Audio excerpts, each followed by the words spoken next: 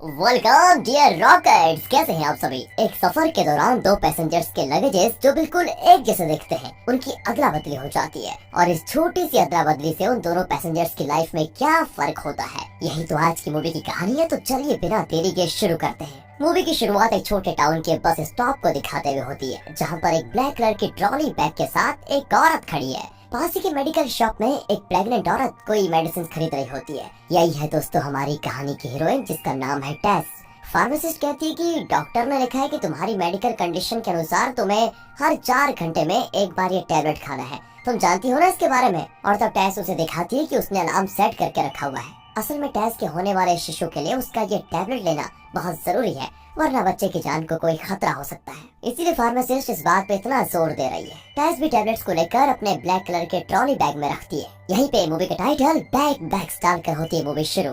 अब टेस बस में चढ़ने जाती है और वहाँ वो औरत खड़ी होती है जिसके पास हूबहू उसी टाइप का ब्लैक ट्रॉली बैग है जो टेस के पास है दोस्तों। वही ये बात वो दोनों नोटिस करती हैं और एक दूसरे को देखकर अच्छी वाली स्माइल भी देती है। फिर टेस अपना बैग कंडक्टर को देकर उसे लगेज की जगह पे रखने के लिए कह देती है। वो औरत भी अपना बैग रखना चाहती है लेकिन कंडक्टर को नहीं देती और कहती है कि मैं खुद रख लूंगी। फिर वो अपना बैग रखकर अंदर आ जाती है और तभी टेस भी उसे अपने पास बैठने को कहती है। वो पूछती है कि क्या तुम्हें विंडो सीट नहीं चाहिए। टेस कहती है कि नहीं नहीं, मैं प्रेग्नेंट हूँ ना, तो मुझे अक्सर बाथरूम यूज करना पड़ता है। साइड में बैठूंगी तो आसानी होगी। अब ये दोनों अपनी सीट्स पे सेटल हो जाती हैं और बस वहाँ से आराम से निकलती है। यहाँ टेस का कैरेक्टर हमें दिखाया जाता है दोस्तों। बस में एक बच्चा बहुत रो रहा होता है तो एक बुजुर्ग औरत उसकी माँ से कहती है, अरे उसको दूध क्यों नहीं पिलाती, बेचारा कितना रो रहा है देखो।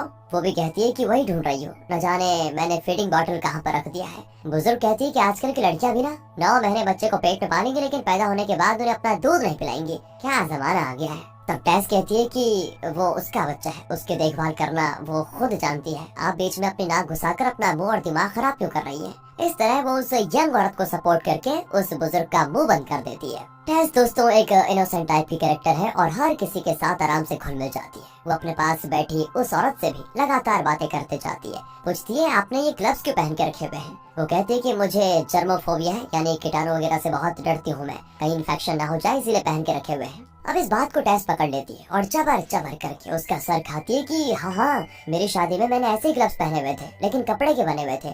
और शादी भी ऐसी हुई कि पूरे टाउन में ऐसी शादी किसी की नहीं हुई होगी। मेरे पापा ने तो बहुत बड़े होटल में मेरी शादी अरेंज की थी। वो औरत कहती है कि बहुत महंगी शादी थी शायद। टेस कहती है कि सब ऐसा ही कहते हैं, पर मैं अपने पापा की इकलौती बेटी हूँ ना, इसीलिए उन्होंने मेरी शादी में बहुत सारा पैसा खर्च किया। इस तरह वो अपनी लाइफ की पर्सनल बातें तक उस अजनबी औरत के साथ शेयर करने लग जाती है। असल में दोस्तों वो औरत टेस से बात नहीं करना चाहती, लेकिन टेस उसे छोड़े तब ना। अब और कोई रास्ता न पाकर उसे भी अपने बारे में बताना ही पड़ता है। वो अपना नाम सारा बताती है और कहती है कि उसकी एक बेटी है जो 11 साल की है। टेस तो अपने बारे में सब बता देती है, यहाँ तक कि वो कहाँ जा रही है, क्यों जा रही है, सब बता देती है। उसके हस्बैंड और पापा दोनों बिजनेसमैन हैं और अक्सर बिजनेस के सिलसिले में शहर जाते हैं और कई दिन तक घर नहीं आते। ये बातें भी वो बता देती है। वो आगे कहती है कि मैं शहर से दूर एक घर में रह रही हूँ। इस तरह वो अपना अता पता तक उसको सब बता देती है। अब सफर का सीन मोन्टाज की तरह दिखाया जाता है, जहाँ कुछ लोग अपने अपने स्टॉप पे उतरते हैं। टेस 3 बार बाथरूम जा चुकी थी और आखिर में टेस का स्टॉप आ जाता है। वो सारा को बताकर उतरना चाहती थी लेकिन सारा तो सो रही होती है, इसलिए वो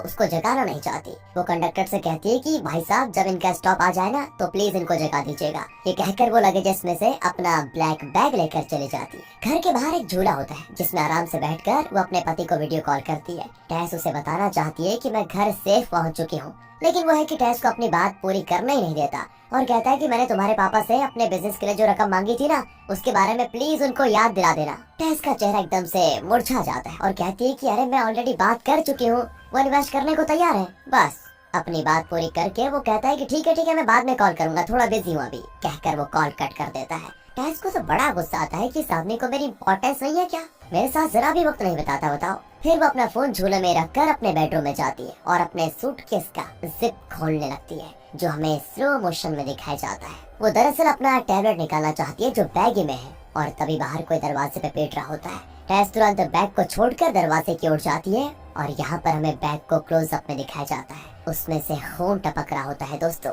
दरवाजे पे सारा खड़ी होती है और कहती है कि अरे सुनो, शायद तुम गलती से मेरा बैग उठाकर लेकर आ गई हो। टेस कहती है कि आई एम सॉरी, आपको कितनी तकलीफ उठानी पड़ी बताओ, मुझे पहले ही शक था क्योंकि मेरा बैग उतना भारी नहीं था। खैर अब आप आई गई है तो अंदर आ जाइए।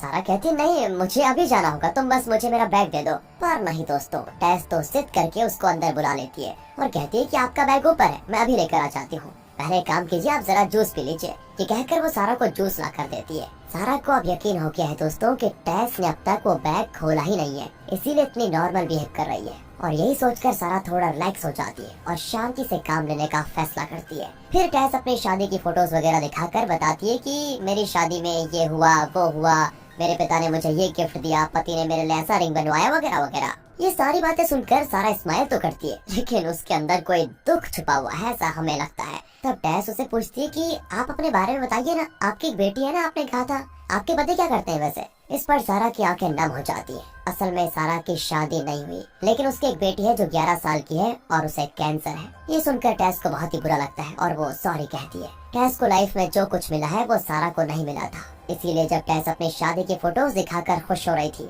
तो सारा के चेहरे पे दुख छाया हुआ था। अब वो कहती कि ठीक है टेस, मुझे निकलना चाहिए, मेरा बैग दे दो मुझे। लेकिन टेस कहती है कि अगर आपको बाथरूम यूज करना है तो कर लीजिए, इसे अपना ही घर समझ लीजिए, मैं अभी जाकर आपका बैग लेकर आती हूँ। कहकर वो जाती है और गलती से बैग खुल जाता है, क्योंकि उसने जिप ऑलरेडी खोल के रखा हुआ था और अंदर किसी चीज को देखकर टेस की धड़कन रुक जाती है। एक कवर में खून से लथपथ किसी का कटा हुआ सर है दोस्तों।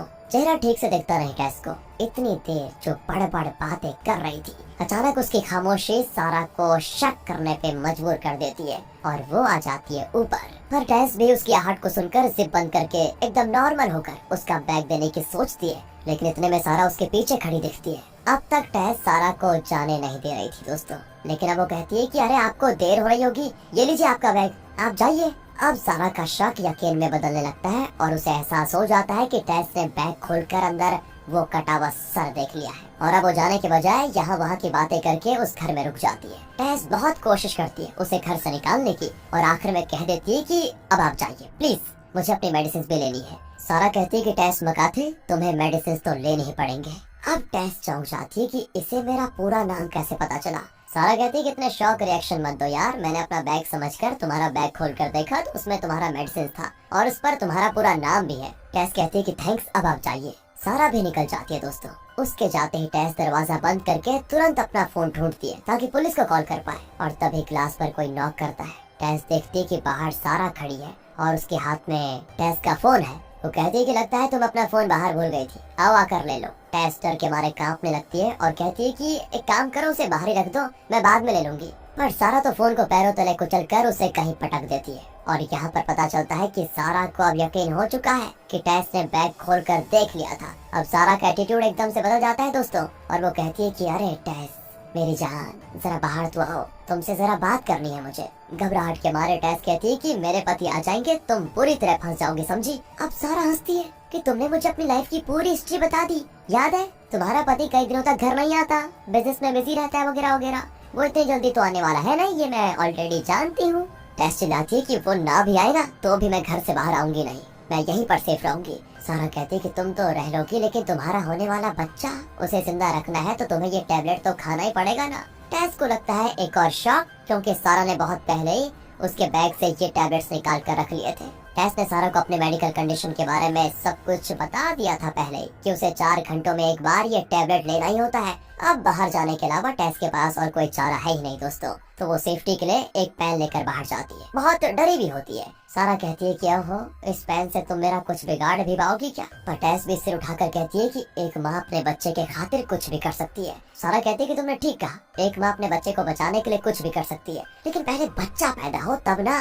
सारा खुद एक मदर है दोस्तों, और एक सिंगल मदर होकर वो अपनी बेटी को कैंसर से राहत दिलवाने के लिए बहुत स्ट्रगल कर रही होती है, इसीलिए वो टेस की फीलिंग्स को समझ सकती है। वो टेस को एक टैबलेट निकाल कर देती है। अगले 4 घंटों के लिए टेस को टैबलेट लेने की जरूरत नहीं होगी। सारा पूछती है कि क्या तुमने उस सिर को पूरा देखा था, सच बताओ, उसकी आंखें, उसकी नाक, उसका मुंह सब देख लिया था क्या? टेस कहती है कि नहीं, मैंने तो सिर्फ ये देखा कि वो एक कवर में लपेटा हुआ था और उसमें खून खून था, मैंने और कुछ नहीं देखा, मैं किसी को कुछ बताऊंगी भी नहीं, तुम प्लीज यहाँ से चले जाओ। पर सारा कहती है एक बात बताओ, मैं कैसे जा सकती हूँ, मुझे ये सब डिस्पोज जो करना है और मेरा साथ दोगी तुम? टेस अब बौखला जाती है कि मैं तुम्हारा साथ नहीं, कभी नहीं। सारा कहती है अगर तुम इसे डिस्पोज करने में मेरी मदद करोगी तो मुझे भी यकीन हो जाएगा कि तुम पुलिस के पास नहीं जाओगी, क्योंकि अगर तुम पुलिस में कंप्लेंट करोगी तो तुम खुद भी फंसोगी ना, इसलिए तुम्हें मेरे साथ होना बहुत जरूरी है। पर टेस नहीं मानती, तो वो कहती कि ठीक है, जैसी तुम्हारी मर्जी, अब मैं ये बैग लेकर बस स्टॉप पे रख दूंगी, फिर पुलिस आएगी और इन्वेस्टिगेट करेगी।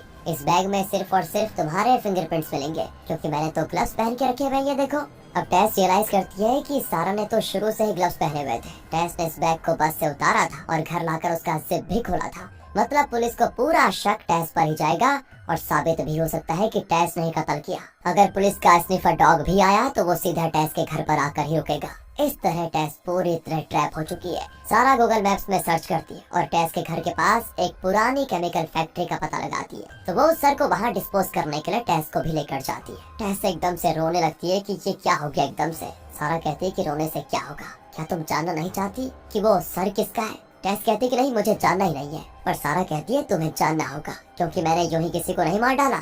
अब वो अपना फ्लैशबैक बताती है। असल में सारा का एक आदमी के साथ अफेयर था, जिसने सारा को नहीं बताया था कि वो शादीशुदा है और उसका ऑलरेडी एक परिवार है। सारा उसके साथ इंटीमेट हुई और प्रेग्नेंट हो गई। ये जानकर उस आदमी ने सारा को छोड़ दिया और अपने परिवार के साथ खुश रहने लगा। लेकिन सारा ने अपनी बच्ची को पाला और एक सिंगल मदर होकर उसे बहुत स्ट्रगल करना पड़ा। कभी कभी तो वो उस आदमी से पैसे मांगने जाती थी और वो भी थोड़े बहुत पैसे दे दिया करता था। लेकिन एक दिन उसने कहा कि आइंदा मैं तुम्हें पैसे नहीं दूंगा। फिर सारा को पता चला कि उसकी बेटी को कैंसर है और उसका इलाज करवाने के लिए सारा ने बहुत मुश्किलें झेली, लेकिन पैसों का इंतजाम नहीं हो पाया। तब वो एक बार फिर उस आदमी से मिलने गई और एक बहुत बड़ी रकम मांगी थी उसने। सारा ने उससे वादा किया था कि बेटी के इलाज के लिए तुम मुझे ये बड़ी रकम दे दो, उसके बाद मैं कभी तुमसे पैसे नहीं मांगूंगी और न ही किसी को बताऊंगी कि वो मेरी और तुम्हारी बेटी है। वो मान गया था दोस्तों, और पैसे देने के लिए उसने सारा को अपनी एक प्राइवेट जगह पे बुलाया। पर वहाँ उसने सारा को बहुत ही कम रकम दी और कहा कि इससे ज्यादा नहीं हो सकता। सारा उससे लड़ने लगी कि इलाज कैसे हो पाएगा मेरी बेटी का।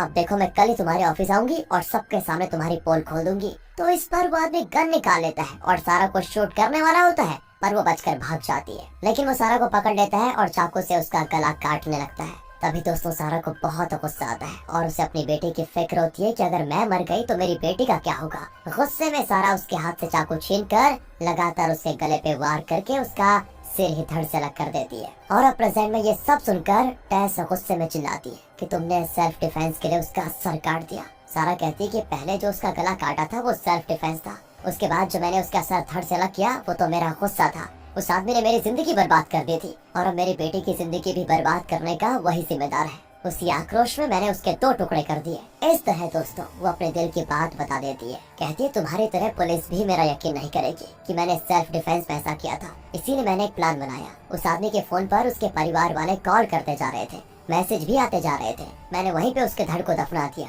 और सर को एक प्लास्टिक कवर में पैक किया। जब लाश का सर नहीं मिलता तो उस केस को ठीक से इन्वेस्टिगेट नहीं किया जा सकता, इसीलिए सारा ने ऐसा प्लान बनाया दोस्तों। उसने उस आदमी के कपड़े उतारे और उसकी आइडेंटिटी को पूरी तरह से मिटाकर उसका धड़ दफनाया। फिर उसने गाड़ी में अपने फिंगरप्रिंट्स मिटा दिए और घर आकर अपने और उस आदमी के कपड़े जला दिए। और उसके बाद सारा ने एक मास्टर प्लान बनाया। यहाँ सारा दोस्तों एक और ट्विस्ट रिवील करती है कि असल में बस में सफर करने का उसका कोई इरादा नहीं था। असल में वो जानबूझकर इस बैग को किसी और के सर पे थोपना चाहती थी ताकि सारा खुद इस केस में ना फंसे। और तब टेस बलि का बकरा बन गई और सारा का प्लान कामयाब हुआ। इतना ही नहीं, जब सारा ने अपना बैग बस में रखा था ना, तो उसे अंदर की तरफ रखा था जहाँ कंडक्टर ने टेस का बैग रखा था वहीं। सारा जानती थी कि टेस मेरे बैग को अपना बैग समझकर जरूर लेकर जाएगी। मतलब जो कुछ हुआ दोस्तों वो सारा का प्लान था, ना कि कोई इंसिडेंस। ये सुनकर तो टेस भड़क जाती कि तुम्हारे पाप की सजा मैं क्यों भुगतूं है। पर यहाँ पर एक और सवाल उठता है कि अगर सारा किसी और को फंसाना ही चाहती थी तो वो अपना बैग वापस लेने के लिए आई ही क्यों थी। अगर वो नहीं आती तो वैसे भी टेस फंस जाती क्योंकि बैग तो उसी के पास था। लेकिन इसका एक्सप्लेनेशन भी देती है सारा दोस्तों। वो बताती है कि तुम्हें अपने ट्रैप में फंसाने का फैसला तो मैं कर चुकी थी, लेकिन क्या करूँ, तुम्हारी तरह मैं भी एक औरत जो ठहरी। मेरे पास बैठकर तुम जो बातें कर रही थी उनसे मुझे एहसास हो गया था कि तुम कितनी इनोसेंट हो, दूसरों की मदद करती हो। ऊपर से तुम्हारे ये टैबलेट्स, मुझे तुम पर फिर तरस आ गया, इसीलिए मैं तुम्हारा बैग वापस करके अपना बैग लेने के लिए आई थी। लेकिन किस्मत का खेल देखो ना, तुम वो सर देख चुकी थी, इसीलिए अब और कोई रास्ता नहीं बचा। टेस पूछती कि मैं तुम्हारी बात का विश्वास कैसे करूं। सारा कहती कि तुम्हें विश्वास करना पड़ेगा। ये कहकर वो अपने गले में चाकू से किया हुआ कट दिखाती है। और तो और तुम्हें मेरी बात माननी ही पड़ेगी टेस, क्योंकि तुम्हारे टैबलेट्स अभी भी मेरे पास हैं। पर टेस कहती है कि तुम भी एक माँ हो और मुझे पता है कि तुम मेरे होने वाले बच्चे की जान के साथ खिलवाड़ नहीं करोगी। सारा हंसकर कहती है कि तुम्ही ने तो कहा था ना कि एक माँ अपने बच्चे की खातिर कुछ भी कर सकती है। मैं भी अपनी बेटी की खातिर कुछ भी करने को तैयार हूँ। कुछ भी। समझ गई ना? यहाँ से कट करके दिखाते हैं कि टेस उस ट्रॉली बैग को लेकर पास की केमिकल फैक्ट्री की ओर जा रही है। उसके आगे सारा एकदम आराम से चल रही होती है। तब टेस नोटिस करती है कि सारा अपना फोन अपने पॉकेट में रखी हुई है। टेस झट से उसका फोन निकाल कर पुलिस को कॉल करने की कोशिश करती है, लेकिन सारा टेस को नीचे धकेल देती है। वो तो टेस के प्रेग्नेंट होने का लिहाज भी नहीं करती। फिर कहती है कि तुमने बचपन से लेकर आज तक कोई दुख नहीं झेला। तुम्हारे बाप ने तुम्हें लाड प्यार से पाला और तुम जो चाहती थी उसने वो सब तुम्हें दिया। एक नॉर्मल लड़की की लाइफ में जो मुश्किलें आती हैं उसके बारे में तुम जानती तक नहीं। और तुम्हारे बाप ने धूमधाम से शादी भी तो करवाई तुम्हारी। बिना किसी भी मुश्किल के एक बेकार सी जिंदगी काट रही थी तुम, और अभी सुनसान सी जगह पे घर खरीद रही हो। अचानक स्मार्ट बनने की कोशिश करोगी तो कैसे चलेगा मेरी जान? लेकिन यहाँ पे जैसे टेस के अंदर का ज्वालामुखी अचानक फट जाता है और उसके अंदर की फीलिंग्स उभर कर बाहर निकल जाती है। वो कहती है कि जैसा तुम सोच रही हो ना, वैसा मेरी लाइफ में कुछ नहीं था और ना ही अब है। फूलों से सजी भी नहीं थी मेरी लाइफ। मेरे पापा ने ना मुझे लाड प्यार दिया और ना ही हर चीज मुझे सोने की थाली में परोसी गई। मैं अपनी मेहनत से पढ़ लिख कर कुछ बनना चाहती थी, लेकिन मुझे अपने पापा के हाथों जो जुल्म सहना पड़ा ना, तुम सोच भी नहीं सकती। पर क्या करती, एक पावरफुल बाप की पावरलेस बेटी बनकर रह गई। गलती मेरी भी थी कि कॉलेज में पढ़ाई करने गई, लेकिन उसी दौरान एक बुज़दिल से मुझे प्यार भी हो गया और मैंने उससे शादी भी कर ली। मैंने सोचा कि कम से कम अब तो मुझे अपने पापा के सहारे जीना नहीं पड़ेगा, मेरा अपना परिवार होगा और मैं अपने मन से रह पाऊंगी। पर शादी करके मैंने जो अपने पैरों पे कुल्हाड़ी मारी ना, वो तुम क्या जानो। मेरा पति बिजनेस के नाम पर उधार पे उधार लेता गया और आखिर में मुझे फिर से अपने बाप से ही पैसे मांगने पड़े। पर पापा भी तो आखिर आदमी है, उन्होंने पैसे दिए, मगर वो भी उधार पे। मेरा पति कोई कम था क्या? मैंने जो पढ़ाई की उसके हिसाब से नौकरी भी मिल रही थी, लेकिन मेरे पति ने मुझे मेरी मर्जी का काम तक करने से रोक दिया। कम से कम वो खुद तो कोई ढंग का बिजनेस करता, पर नहीं, उसने हर वो काम किया जो उसे आता ही नहीं। और आखिर में क्या बचा? सिर पे उधार का पहाड़। उसने अपनी लाइफ तो बर्बाद की, साथ ही मेरी लाइफ को भी कीचड़ में धकेल दिया। और इस सुनसान जगह पे जहाँ ये खतरनाक केमिकल फैक्ट्री है, वहाँ एक घर लेकर मुझे रहने पे मजबूर किया, क्योंकि सिर्फ इसी जगह पे भाड़ा कम था। मेरी बर्दाश्त की भी हद है, तो मैंने सोचा कि सब कुछ छोड़ छाड़ कर कहीं भाग जाऊं। पर किस्मत ने मेरे दोनों पैर बांध दिए। मुझे पता चला कि मैं प्रेग्नेंट हूँ। अब इस हालत में मैं कहाँ जाती? बस मैंने अपने हालात से समझौता कर लिया, लेकिन समझौते की लाइफ कितनी बदतर होती है शायद तुम नहीं समझोगी। रोज मर मर के जी रही हो। और ये सुनकर सारा भी उसका दर्द समझ पाती है और कहती कि सॉरी, मैंने तुम्हारा दिल दुखा दिया। मैं तुम्हारा स्ट्रगल समझ सकती हूँ, पर अब अपना काम तो करना ही पड़ेगा ना। चलो।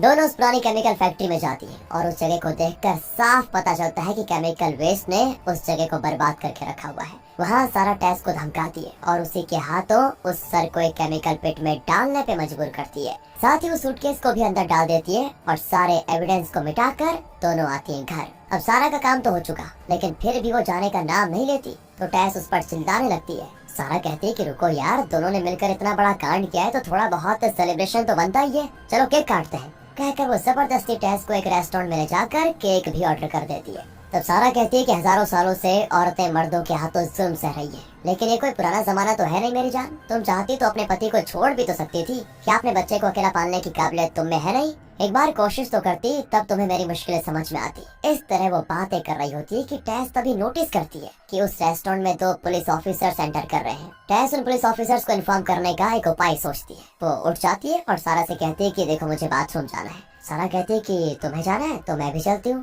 पर टेस कहती है कि तुम बैठो ना, मैं अकेले चले जाऊंगी। और तभी सारा मुड़ती है और उन पुलिस ऑफिसर्स को देख लेती है और टेस को कहती है कि क्या यार, मैंने तुम पर विश्वास किया और अपनी सारी सच्चाई बता दी, पर तुम हो कि मुझको फंसाना चाहती हो। चुपचाप बैठ जाओ यहाँ पर। वैसे भी तुम बहुत भूली हो, पता है तुम्हें। तुम पुलिस को बताओगी तो क्या बताओगी? बताओ कि सर उस औरत ने एक आदमी का कत्ल किया और उसका सर काट कर बैग में रखा, फिर उसने मुझे धमकाया और हम दोनों ने मिलकर उसका सर केमिकल फैक्ट्री में डिस्पोज कर दिया।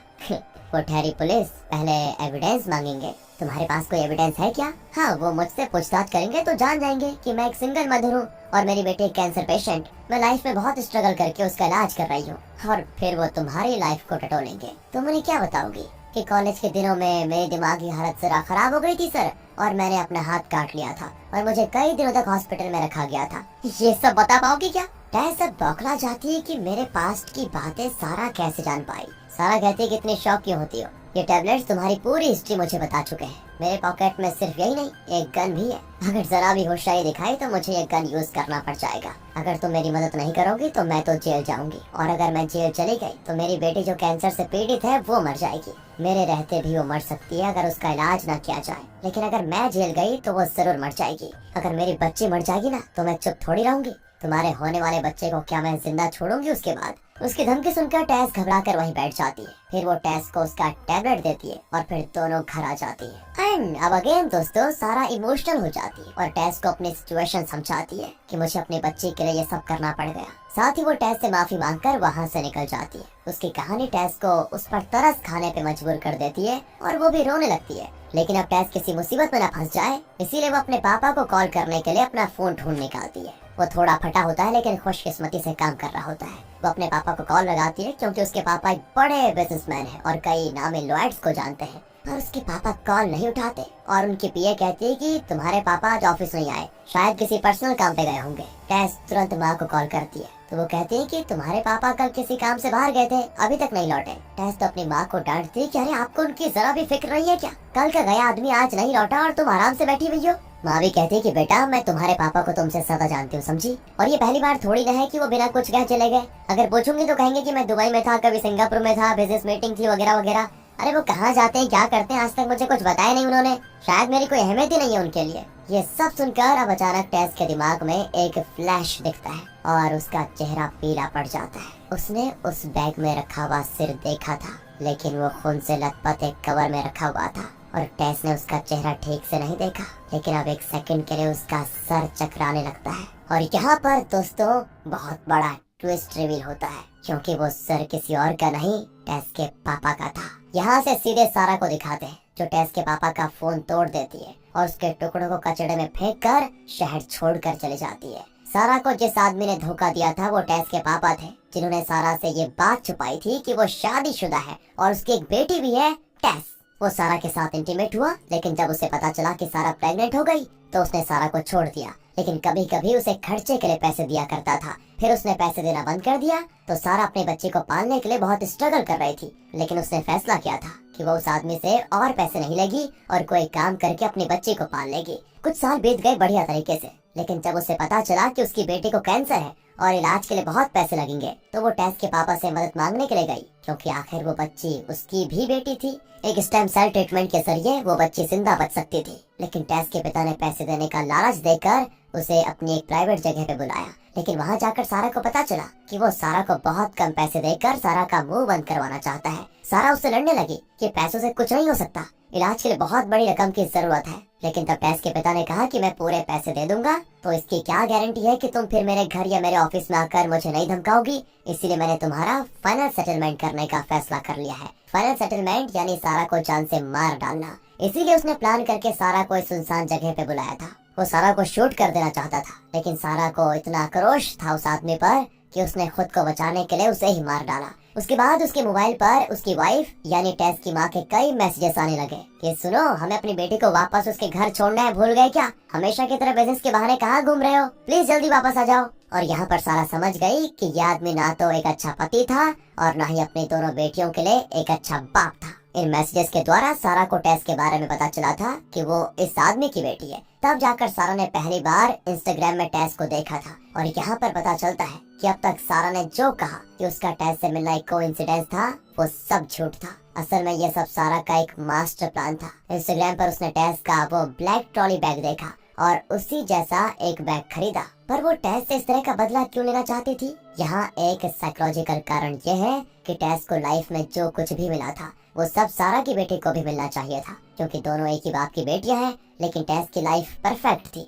जबकि सारा की बेटी कैंसर से पीड़ित हुई और इलाज के बिना मरने की हालत में थी। टेस को जो अच्छी लाइफ मिली, अच्छा परिवार मिला, उसमें से कुछ भी सारा की बेटी को नसीब नहीं हुआ। ये सारी बातें सोच कर ही सारा ने फैसला किया कि वो टेस को इस क्राइम में फंसाएगी। ये एक तरह का दोस्तों रिवेंज था। जब टेस इन बातों को रियलाइज करती है तो वो बेहोशी हो जाती है। सीधे यहाँ से कट करके कुछ हफ्तों के बाद दिखाते हैं कि टेस एक पुलिस स्टेशन में बैठी हुई है। उसकी माँ भी वहाँ पर होती है। पुलिस अब भी उसके पापा को ढूंढ रही है लेकिन कहीं पता नहीं चला। पर यहाँ टेस की माँ बहुत ही कैजुअल होती है। टेस पूछती कि आपको पापा की फिक्र नहीं होती क्या? पर माँ कहती कि देखो बेटी, तुम्हारे पापा को मैं अच्छी तरह जानती हूँ, तुम भी बचपन से उनको देख रही हो। ना वो अच्छे पति हैं और ना ही अच्छे पापा। कभी हमारी फिक्र की है उन्होंने? ये बताओ। मैं तो उनके बिना चैन से रह लूंगी, मुझे कोई दिक्कत नहीं है। इस तरह इनकी बहस चल रही होती है तो इंस्पेक्टर कहता है कि हम उन्हें हर जगह ढूंढ रहे हैं, समझे, लेकिन अभी तक कोई सुराग नहीं मिला है। टेस भी मनी मन सोचती है कि सुराग कैसे मिलेगा।